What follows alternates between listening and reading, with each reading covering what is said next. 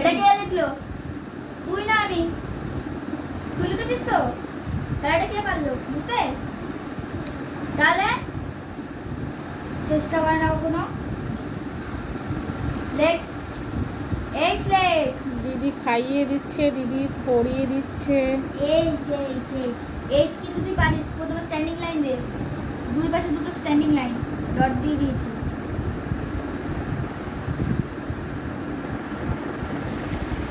হলো?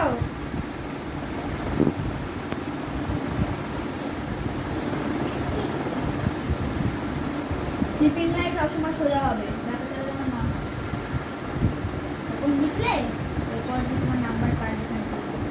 আই লিখে এখানে এই যে ডট দিয়ে দিয়েছি, পুরো প্রথমে স্ট্যান্ডিং লাইন দিয়ে উপরে দুটো স্লিপিং লাইন, জানো তো? তাই হলো?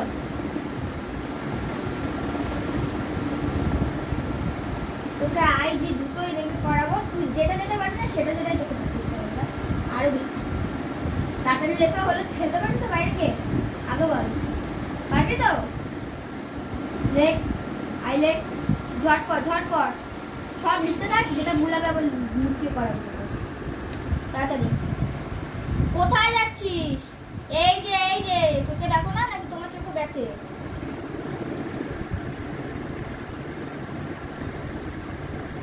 নিচে তাই তাই নিচে স্লিপিং লাইন কি একেবারে ডটের দিকে ঢুকে যাবে?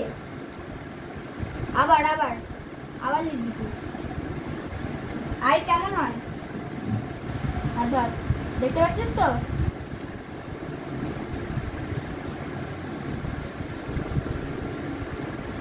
এভাবে সুন্দর করে লিখতে হয়, হ্যান্ডরাইটিং সুন্দর না হলে হয়? কে লিখলো? এবারও কে লিখলো? কে কে লিখেছে? তুই না আমি? খালি নাটক সব সময়, লিখবে না। লেখ চুপচাপ যে স্লিপিং লাইন দে, স্লিপিং লাইন ওইখানে এইখানে এই যে এত দূর হবে স্লিপিং লাইন।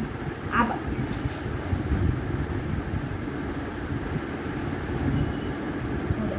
টান, নিচে টান।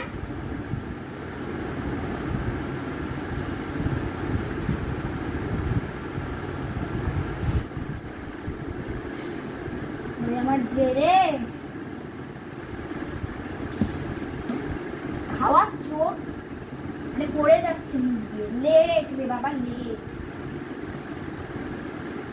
পেন্সিল শক্ত করে ধর, ধরতেও পারে। দেখ যে টান দে, নিচে স্ট্যান্ডিং লাইন দে, ঘোড়া। হ্যাঁ যে কে লেখো? প্রথমে স্ট্যান্ডিং লাইন, স্ট্যান্ডিং লাইন